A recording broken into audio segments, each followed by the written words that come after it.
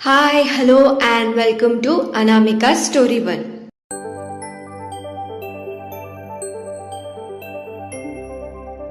आज हम सुनने जा रहे हैं एक प्यारी सी प्रेम कहानी जिसका नाम है अधूरे हम, चैप्टर 45। बिना देर किए हम कहानी में आगे बढ़ते हैं। युग रुद्र के साथ बैठकर काम कर रहा था, तभी उसका फोन बजा। युग ने देखा ये वंश का फोन है। युग ने फोन उठाते हुए पूछा, हाँ बोलो, कुछ पता चला? वंश ने कहा, एक प्रॉब्लम हो गई है। युग चिंता करते हुए पूछा, क्या हुआ? युग के चेहरे पर परेशानी देखकर रुद्र भी उसकी बातें सुनने लगा। दूसरी तरफ से वंश ने कहा, हम छाया का मोबाइल ट्रैक कर रहे थे, उसमें एक फोटो मिली है। वो फोटो सिया मैडम और आरोही शेखावत का है। युग ने पूछा, कैसी फोटो? वंश ने कहा, ऐसा लग रहा है उन दोनों को आशीष कपूर के आदमियों ने किडनैप कर लिया है। ये सुनकर युग हैरान हो गया। उसने कहा, व्हाट? कैसे? कब? वो दोनों तो अभी ऑफिस में ही थे। वंश ने कहा, लगता है वो लोग शॉपिंग के लिए मॉल में गए हैं। हमने वो फोटो देखते ही उनके फोन ट्रैक किए हैं। उसमें से उनके लास्ट लोकेशन एक मॉल के पार्किंग लॉट का था। मैं उस पार्किंग लॉट के सीसीटीवी कैमरे को हैक करने की कोशिश कर रहा हूँ। तुम जल्दी से यहाँ आ जाओ। युग कैबिन से बाहर आते हुए कहने लगा, ठीक है, दक्ष और करण को भी वहां पर बुलाओ। युग जल्दी से राघव के कैबिन में गया और रुद्र भी उसके पीछे पीछे गया। युग कैबिन के अंदर जाते ही बोला, एक प्रॉब्लम हो गई है। सिया भाभी और आरोही दी को आशीष कपूर के आदमियों ने किडनैप कर लिया है। राघव और अर्जुन एक साथ हैरानी से पूछे, व्हाट? अर्जुन परेशान होकर कहने लगा, तुम्हें कैसे पता चला? युग ने कहा, वंश ने छाया के फोन को हैक कर लिया है। उसमें उन दोनों के बेहोशी के फोटो थे। राघव ने कहा, वंश से कहो वो छाया के लोकेशन को ट्रैक करे। युग ने कहा, वंश ने हमें वहां पर बुलाया है। उसने कहा है वो मॉल के सीसीटीवी कैमरा के फुटेज को हैक करने की कोशिश कर रहा है। रुद्र ये सब सुनकर हैरान रह गया। वो सिया और आरोही के लिए परेशान भी था। राघव, अर्जुन, रुद्र और युग वंश के पास चले गए। वंश ने कहा, मैंने सीसीटीवी कैमरे को हैक कर लिया है। ये रही है फुटेज। उन लोगों ने जब पार्किंग लॉट की फुटेज देखी तो उन्हें बहुत गुस्सा आया। थोड़ी देर पहले पार्किंग लॉट में जब सिया, आरोही और आन्या शॉपिंग के लिए मॉल गए थे, तब उन्होंने किसी को भी नहीं बताया था। आरोही को पता था कि अर्जुन ने उसके पीछे सिक्योरिटी लगाई थी और वो नहीं चाहती थी कि अर्जुन को ये पता चले कि वो कहाँ है। इसीलिए वो तीनों चुपचाप मॉल के लिए निकल गए। उन तीनों ने बहुत सारी शॉपिंग की और जब वापस आ रहे थे तो मॉल के पार्किंग लॉट में उनके कार के आगे अचानक से एक और कार आ गया और आरोही के कार को रोक दिया। आज आरोही खुद ही ड्राइव करते हुए आई थी। दूसरी कार से छाया बाहर आई और उसके साथ 2-3 आदमी भी थे। आरोही और सिया हैरान थे। आरोही सिया को देखते हुए कहने लगी, ये यहाँ क्या कर रही है? सिया ने अपने कंधे उचका दिए। छाया आरोही के कार के पास आई और बाकी 2 आदमी सिया के साइड चले गए। उन 2 आदमियों ने जबरदस्ती कार के दरवाजे खोलने की कोशिश की। कुछ देर की कोशिश के बाद उन आदमियों ने कार के दरवाजे जबरदस्ती खोल दिए और सिया के हाथ को पकड़कर उसे कार से बाहर खींचा और उसके मुंह पर रुमाल रखकर उसे क्लोरोफॉर्म सूंघा दिया, जिससे सिया बेहोश हो गई। आरोही जल्दी से कार में से बाहर आई और सिया की तरफ जाने लगी, लेकिन दूसरे आदमी ने आरोही को भी क्लोरोफॉर्म सूंघा दिया। आन्या जब कार से बाहर आई तो किसी ने उसके सिर के पीछे वार कर दिया, जिससे वो भी बेहोश हो गई। छाया आन्या को देखकर उन आदमियों से कहने लगी, इस लड़की से हमें कोई लेना देना नहीं है। इसे यहाँ के किसी कार में बंद कर दो, घुट घुट कर मरेगी। बेचारी बिना बात के इन सब में फंस गई और अब अपने जान से हाथ धो बैठेगी। इतना कहकर वो कार में जाकर बैठ गई, जिसमें उन आदमियों ने सिया और आरोही को डाला था। आन्या को एक कार के डिक्की में बंद करने के बाद उन आदमियों ने अपनी कार वहां से भगा दी। कार में बैठकर छाया ने सिया और आरोही के फोटो ली और किसी को भेज दिया। वंश ने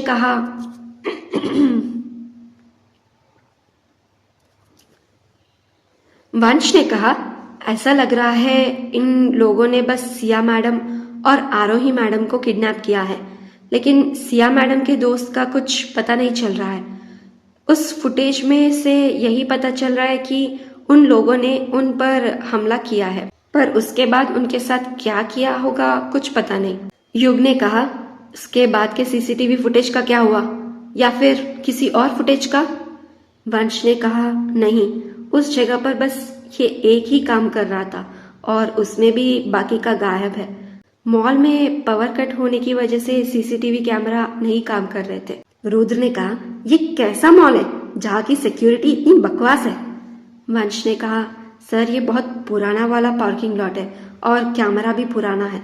लगता है उन लोगों को प्लान करके इस जगह पर पार्क करने को कहा गया होगा, क्योंकि अगर आप इस फुटेज को देखेंगे तो आपको ज्यादातर पुरानी कार ही दिख रही है।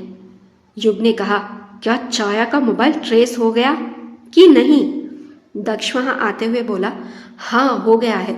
वो लड़की सच में बेवकूफ है, उसने अपना मोबाइल स्विच ऑफ ही नहीं किया है।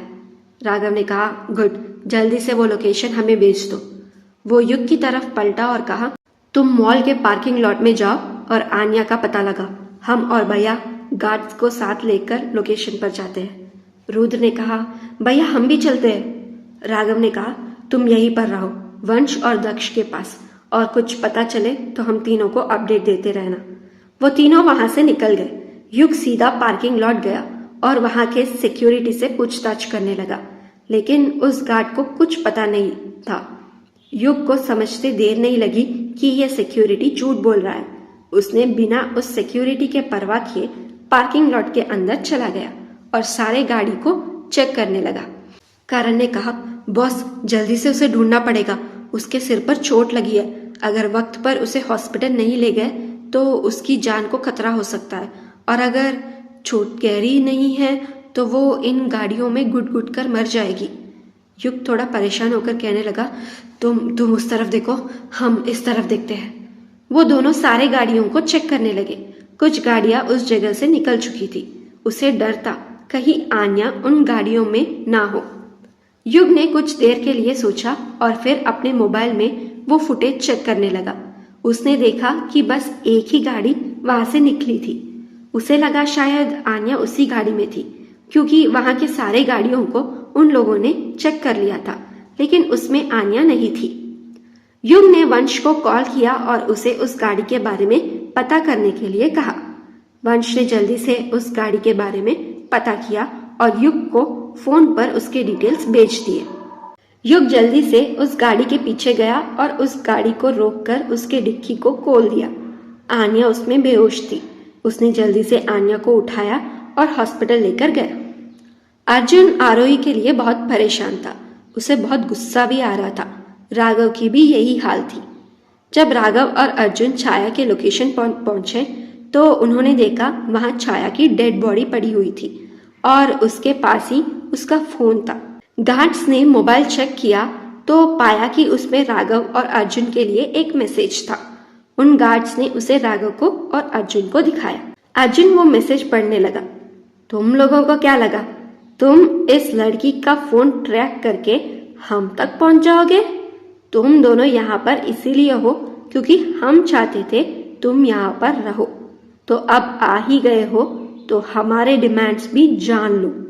वैसे तुम लोगों को तो पता ही होगा हमारा डिमांड क्या है। अगर तुम्हें इन दोनों की परवाह है तो हमारे बॉस को हमारे हवाले करो, वरना इन दोनों की लाशें भी उस लड़की छाया की तरह तुम लोगों को मिलेगी। और हाँ, जाकर अपने हैकर से कह दो वो तुम्हारे हमारे लोकेशन दे देगा, और ये भी कह देना कि वो अभी बच्चा है हमारे सामने। हमें ट्रैक करना मुश्किल ही नहीं, नामुमकिन है। जब दक्ष और वंश ने ये मैसेज देखा तो वो भी गुस्से के मारे आग बबूले हो गए। अब बात उन दोनों की ईगो की थी। अब दक्ष उन लोगों को नहीं छोड़ने वाला था। उसने जल्दी से उन लोगों का लोकेशन राघव को दे दिया। राघव ने अपने गार्ड से कहकर आशीष को उस लोकेशन पर लेकर आने को कह दिया था। जब अर्जुन और राघव उस लोकेशन पर पहुंचे तो गार्ड्स भी आशीष को वहां लेकर आए। आशीष की हालत बहुत खराब थी। राघव के खास गार्ड्स ने उसकी बहुत खातिरदारी की थी और करते भी क्यों ना, उसने अर्जुन और राघव को मारने की कोशिश की थी। राघव को वहां देखकर आशीष ने अपने चेहरे पर डेविल स्माइल लाकर उससे कहने लगा, अच्छा लगा ये जानकर कि तुम उसकी परवाह करते हो। वैसे कैसी है वो? अरे हम तो भूल ही गए। वो तो तुम्हारे पास नहीं है ना? राघव ने उसे गुस्से से घूर कर देखा। राघव तो उसे वहीं पर गोली मार देना चाहता था, लेकिन उसने अपने गुस्से को काबू किया। आशीष अर्जुन को देखकर कहने लगा, क्या हुआ? तुम इतने परेशान क्यों हो? क्या तुम्हारे किसी अपने को भी मेरे आदमी लेकर आ गए? अर्जुन गुस्से से कहने लगा, अगर उन दोनों को कुछ भी हुआ तो याद रखना, हम अर्जुन सिंघानिया है। राघव सिंघानिया जितना अच्छा नहीं है जो तुम्हें आज तक जिंदा रखे, समझे? आशीष बिना डरे कहने लगा, तुम्हें क्या लगता है, क्या तुम अब धमकी देने के सिचुएशन में हो? उसके चेहरे पर हल्की सी मुस्कुराहट आ गई। आशीष आगे कहने लगा, अगर मैंने एक इशारा किया तो पता है क्या होगा? उन दोनों की डेड बॉडी। आशीष की बात पूरी होने से पहले ही अर्जुन और राघव ने अपने गन निकालकर सीधे आशीष के माथे पर रख दिया। राघव ने गुस्से से कहा, तुम्हें क्या लगता है हम तुम्हें वो मौका देंगे? बिल्कुल नहीं। आशीष ने कहा, सोच लो, अगर यहाँ मुझे कुछ हुआ तो वो लोग भी जिंदा नहीं रहेंगे, ये सच है। अर्जुन और राघव ने अपने गुस्से को काबू किया और आशीष से दूर चले गए। कुछ ही देर में वहां पर कुछ लोग आ गए और उन्होंने अर्जुन और राघव को एक चिट्ठी दी। अर्जुन और राघव थोड़ा कंफ्यूज थे क्योंकि वो लोग किसी भी एंगल से आशीष कपूर के आदमी नहीं लग रहे थे। राघव ने पूछा, आप लोग कौन है और ये चिट्ठी कैसी? उसमें से एक आदमी ने कहा, हमें भी नहीं पता, हमसे कहा गया कि ये आपको दे दे वरना वो लोग हमें मार देंगे। अर्जुन ने वो चिट्ठी खोली और पढ़ने लगा। अच्छा लगा ये देखकर कि तुम दोनों को इन दोनों की परवाह है। चलो अब अच्छे बच्चों की तरह हमारे बॉस के हाथों के रस्सी खोलो और ये दूसरी चिट्ठी उन्हें दे दो, और हाँ, जैसे वो कहेंगे तुम दोनों को वैसा करना पड़ेगा। अगर किसी भी तरह की होशियारी की तो याद है ना कि क्या होगा। अर्जुन ने वैसे ही किया जैसे चिट्ठी में था। आशीष चिट्ठी पकड़कर राघव को एक नजर देखा और उसके चेहरे पर एक डेविल स्माइल आ गई। आशीष राघव से कहने लगा, अब तुम्हें वो करना पड़ेगा जो तुम्हें बिल्कुल पसंद नहीं है। अर्जुन ने कहा, देखो हम तुम्हें छोड़ रहे हैं, अगर उन लोगों को कुछ भी हुआ तो याद है ना। आशीष ने कहा, तुम्हें क्या लगता है अर्जुन, क्या अब मैं तुम्हारे धमकियों से डरूंगा? बिल्कुल नहीं, चलो हमारे साथ, लेकिन बिना अपने गार्ड्स लिए। जिस तरह तुम दोनों ने मुझे यहाँ लेकर आया है उसी तरह तुम दोनों भी मेरे साथ चलोगे। अपने दोनों हाथ इस रस्सी से बांधकर अपने गन को यहीं फेंक कर चुपचाप मेरे साथ चलो। अर्जुन और राघव ने वही किया जो आशीष ने कहा। वो लोग आशीष के साथ एक जगह पहुंच गए जो एक सीक्रेट हाउस जैसा था। आशीष कपूर के आदमियों ने सिया और आरोही को उसी हाउस में एक कमरे में बंद करके रखा था। उन दोनों के हाथ बंधे हुए थे, उनके आंखों पर पट्टी था और मुंह में रुमाल। सिया को जब होश आया तो उसके आंखों के सामने अंधेरा था। वो बहुत डर गई, उसे कुछ समझ में नहीं आ रहा था। उसने जैसे तैसे अपने आप को छुड़ाने की कोशिश की, लेकिन वो नाकामयाब रही। आरोही ने भी अपने आप को छुड़ाने की बहुत कोशिश की, लेकिन वो भी नाकामयाब रही। लेकिन वो दोनों हार नहीं मानने वाले थे। अपने आप को बचाने के लिए उन लोगों ने पहले तो अपने मुंह में जो रुमाल था उसे थूक दिया। मुंह से रुमाल निकलने के बाद सिया ने गहरी सांस ली और उसे पता चल गया कि आरोही भी उसके पास ही है। सिया पूछी, आरोही आरोही तुम यही हो ना? आरोही ने भी अपने मुंह से रुमाल थूक दिया और गहरी सांसें लेते हुए सिया से कहने लगी, हाँ हाँ हाँ हाँ सिया, हम यही हैं। तुम ठीक तो हो ना? सिया बोली, हाँ हाँ आरोही, हम ठीक है। तुम ठीक हो ना? आरोही बोली, हाँ लेकिन आंखों पर पट्टी बांधी हुई है, इसे निकाल लोगी क्या? सिया ने कहा, आरोही हमारी हाथ बंधे हुए हैं और हमारे आंखों पर भी पट्टी है, थोड़ा मुश्किल लग रहा है।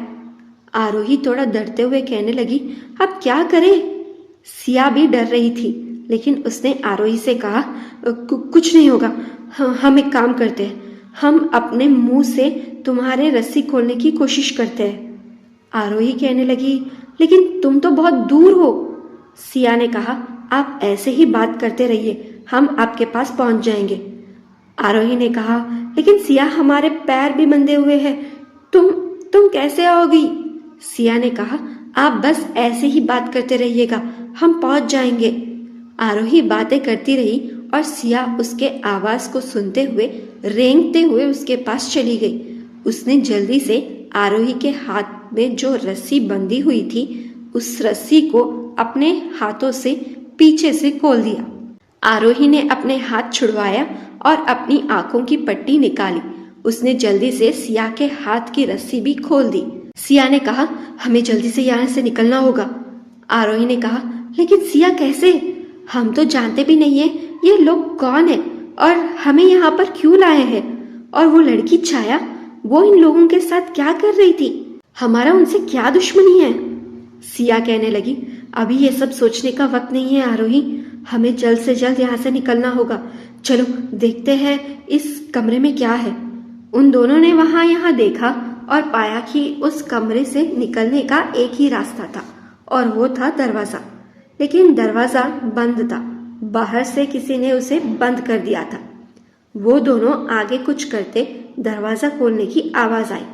उन दोनों ने जल्दी से रस्सी ली और अपने हाथों को पीछे से हल्के से बांध लिया और फर्श पर लेट गए।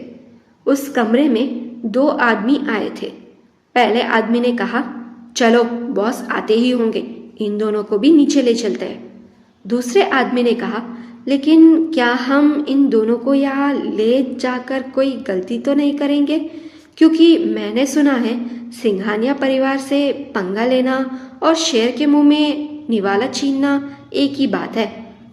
पहले आदमी ने कहा, अरे चुप कर यार, अगर वो सिंघानिया परिवार है तो हम भी आशीष कपूर के परिवार से हैं, समझे?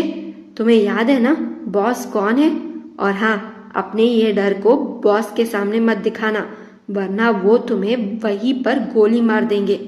ले चलते हैं इन लोगों को, राघव और अर्जुन आते ही होंगे। अर्जुन और राघव का नाम सुनते ही सिया और आरोही के मन से डर गायब हो गया। सिया और आरोही उन लोगों के साथ नीचे चले गए। जब उन्होंने नीचे देखा तो पाया कि पूरे घर में हट्टे कट्टे आदमी हैं। उन्हें देखकर सिया और आरोही को राघव और अर्जुन की चिंता होने लगी। कुछ ही देर में आशीष अर्जुन और राघव को साथ लिए वहां पहुंच गया। उन लोगों के घर में पहुंचते ही सारे हट्टे कट्टे आदमियों ने अर्जुन और राघव को पकड़ लिया। आशीष जाकर एक सोफे पर बैठ गया। एक आदमी आगे आया और कहने लगा, बॉस आप ठीक तो हो ना? आशीष गुस्से से उस आदमी को लात मारा और कहने लगा, ठीक? हम ठीक कैसे हो सकते हैं? तुम लोगों ने इतनी देर कर दी, क्या कहा था मैंने, तुम्हें याद नहीं? वो आदमी बोला, बॉस हमने कोशिश की थी, लेकिन इन लोगों ने अचानक ही अपने आसपास सिक्योरिटी बढ़ा दी और हमें मौका ही नहीं मिला। 2 दिन पहले ही हमें उस लड़की छाया ने एक फोटो भेजी थी, जिससे हमने प्लान बनाया कि हम इसके भाई वो रुद्र है ना और इसकी बीवी ये लड़की, इन दोनों को किडनैप करेंगे, लेकिन 2 दिन तक वो ऑफिस ही नहीं आई। आज मौका मिला था तो हमने इसकी बीवी के साथ साथ शेखावत खानदान की बेटी को भी किडनैप कर लिया। आशीष ने पूछा, कहाँ है वो दोनों? एक आदमी सिया और आरोही को आशीष के पास लेकर आते हुए कहने लगा, बॉस ये रहे दोनों। सिया को देखते ही आशीष का गुस्सा एक दूसरे ही मोड़ ले लिया। वो सिया के पास गया और उसके चेहरे को छूते हुए कहने लगा, तुम तो शादी के बाद और भी खूबसूरत बन गई, लेकिन अभी भी हम दोनों के बीच एक दीवार है। ये कहते हुए उसने राघव की तरफ देखा, जो गुस्से से आशीष को घूर रहा था और अपने आंखों से ही आशीष को धमका रहा था। आशीष ने आगे पूछा, क्या हुआ? गुस्सा आ रहा है? मुझे मारना चाहते हो? लेकिन तुम अभी कुछ नहीं कर सकते। तुम देखो मैं तुम्हारी बीवी के साथ क्या करता हूँ। अर्जुन ने गुस्से से कहा, तुमने जैसा कहा है वैसा हमने किया है, तो उन दोनों को जाने दो। तुम्हारी दुश्मनी हमसे है, हमसे बात करो। आशीष ने कहा, लगता है तुम्हारे भाई ने अभी तक सच्चाई तुम्हें नहीं बताई है। तुम्हें क्या लगता है अर्जुन, हम कौन हैं? राघव गुस्से से कहा, तुम अपनी बकवास बंद करो और उन दोनों को जाने दो। आशीष ने कहा, ठीक है, लेकिन हमारा सौदा तो एक इंसान ले एक इंसान दे का हुआ है।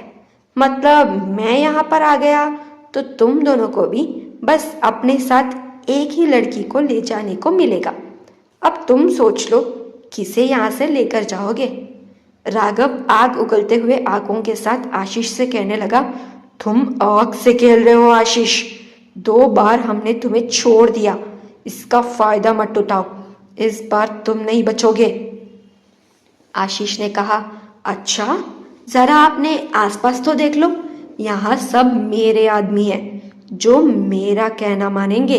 राघव ने अपने चेहरे पर हल्की सी मुस्कुराहट लाते हुए आशीष से कहने लगा, हाँ, यहाँ आसपास तुम्हारे आदमी हैं, लेकिन तुम्हारे पास जो खड़ी है वो राघवेंद्र सिंघानिया की बीवी है। आशीष को समझ में नहीं आया राघव क्या कह रहा था। वो बस पलटकर सिया को देखने ही वाला था। इतने में राघव ने उसके पास खड़े आदमी को मुक्का मार के नीचे गिरा दिया और आशीष कपूर पर गन तान दिया और आगे कहा, अपने आदमियों से कहो दूर हो जाए, वरना आज ही तुम्हारा आखिरी दिन होगा। आशीष ने सबसे पहले अपने पीछे हाथ रखकर देखा तो पाया उसकी गन गायब है। उसे समझते देर नहीं लगी कि जो गन राघव के हाथ में है वो उसी का गन है। वो सिया की तरफ देखा, सिया के हाथ खुले हुए थे। असल में जब सिया नीचे आई तो उसकी नज़र बस राघव पर ही थी और राघव की उस पर। सिया ने इशारों इशारों में ही राघव को अपने हाथ खुले होने का सिग्नल दिया और मौका मिलते ही आशीष कपूर का गन राघव की ओर फेंक दिया। आशीष कपूर ने अपने आदमियों को पीछे हटने को कहा और वो खुद भी सिया से दूर हो गया। सिया और आरोही जाकर राघव और अर्जुन के पास खड़े हो गए।